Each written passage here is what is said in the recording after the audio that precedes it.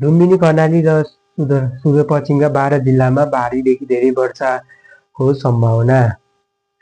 विभागको अनुसार लुम्बिनीको बाँके, बर्दिया र दाङ, कर्णालीका सुर्खेत, दैलेख र सल्यान, सुदूरपश्चिमका बैतडी, डोटेलधुरा, डोटी, अछाम, कैलाली र कञ्चनपुर जिल्लामा भारीदेखि धेरै वर्षा भएको सम्भावना छ। अन्य प्रदेशका पहाडी भूभागका 1-2 स्थानमा पनि भारीदेखि धेरै वर्षा भएको चेतावनी जारी गरिएको छ।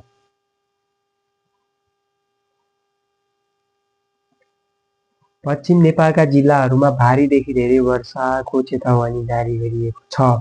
जल तथा मौसम विज्ञान विभागले लुम्बिनी, कर्णाली र सुदूरपश्चिम प्रदेशका 12 जिल्लामा भारीदेखि धेरै वर्षाको सम्भावना रहेकोले असार 16 गतेसम्म सतर्क अपनाउन भनेको छ। विभागको अनुसार लुम्बिनीको बाँके, बर्दिया र डोटी, अछाम, कैलाली र कञ्चनपुर जिल्लामा भारीदेखि धेरै वर्षा भएको सम्भावना छ। अन्य प्रदेशका पहाडी भूभागको 1-2 स्थानमा पनि भारीदेखि धेरै वर्षाको चेतावनी जारी गरिएको छ।